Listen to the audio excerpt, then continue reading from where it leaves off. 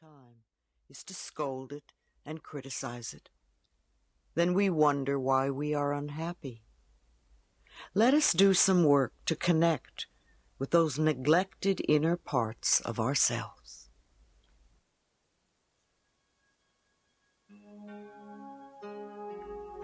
Go back with me in time. See yourself as a little child of 5. Hold out your arms and say to this child, I am your future, and I have come to love you. Embrace this child lovingly,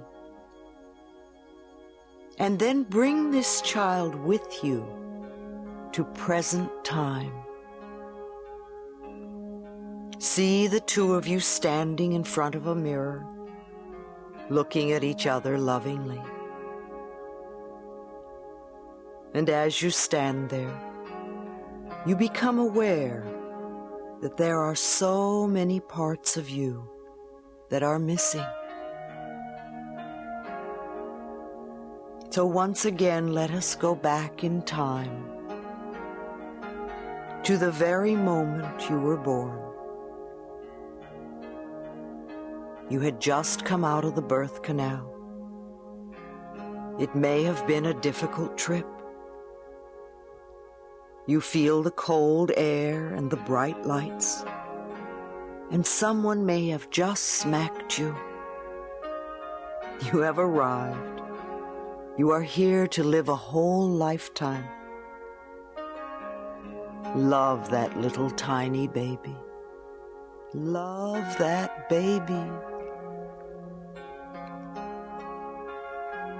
Now move forward in time to the moment when you began to walk. You would stand up and fall down, and stand up and fall down, and stand up and fall down, and then suddenly you were standing, and you took a step and another step, and you were walking, and you were so proud of yourself. Love that little child. Love that child. Then move forward in time to your first day at school. You didn't want to leave your mother, and you knew you had to go, and you didn't want to leave your mother. And you went. You took your first steps over the threshold. You were scared, but you did it. You were doing the very best you could. And love that child. Love that child. Then remember your life around the age of 10 and all the stuff that was going on then. It may have been wonderful. It may have been difficult. And you were doing the very best you could to survive. And you made it. So love that child. Just love that child.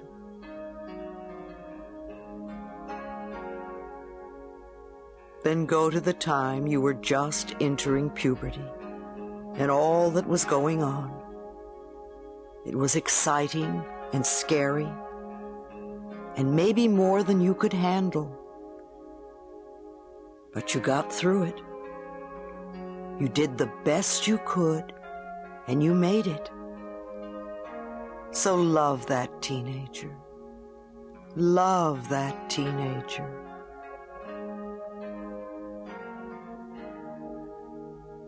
Go to the time of your first job,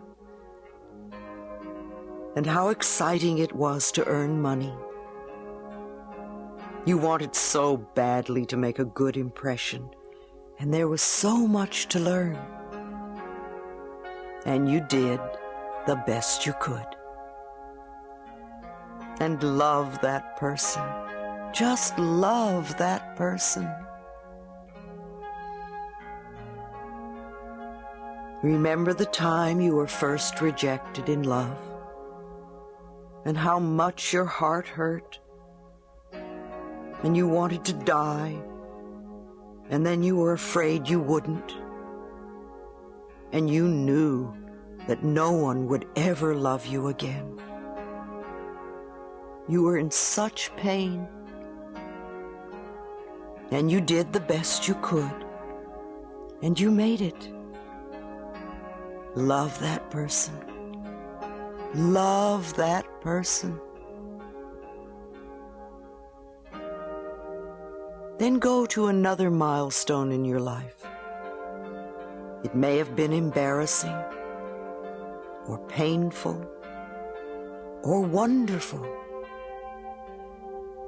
Whatever it was, you were doing the best you could at that time with the understanding, knowledge, and awareness that you had then.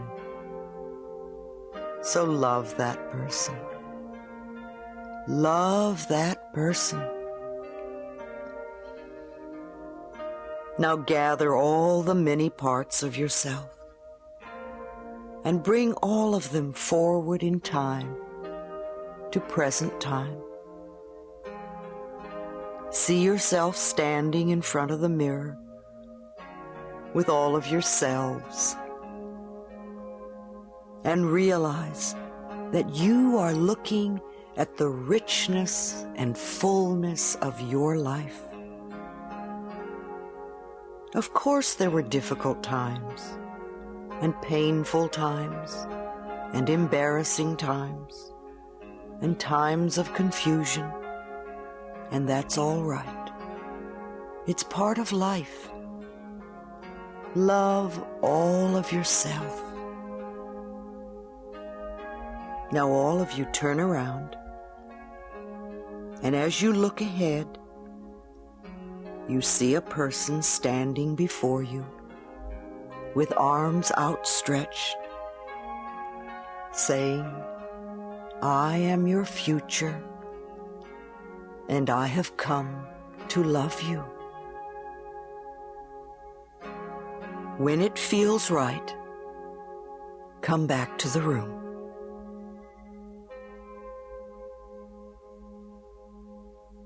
Life is an endless opportunity to love ourselves, past, present, and in the future. Loving and accepting every part of ourselves is healing. How can we possibly be whole or healed if we are rejecting any parts of ourselves?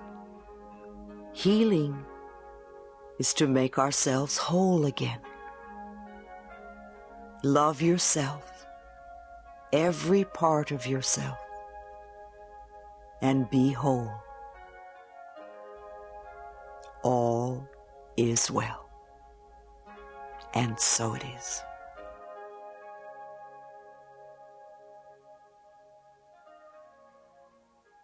We hear over and over again how important it is to love ourselves. We are aware that love is the most powerful healing force there is. And yet, no matter how hard we try to love ourselves, many of us keep hitting a brick wall. Something is in the way. It seems impossible for us to break through. We begin to believe that we just can't love who we are, that there must be something wrong with us, or perhaps we are not worth loving. This frustration and anger at our own inability to do what we know is so important to us leads to depression. We feel hopeless. And yet there is an answer. There is something we can do to open the most stubborn doorway to love. We can forgive. Forgiveness opens the doorway to love, so that love may flow most abundantly in our life. I have noticed that when the door to love seems to be stuck, it is usually because there is someone or something that we are unwilling to forgive. Yes, It may be true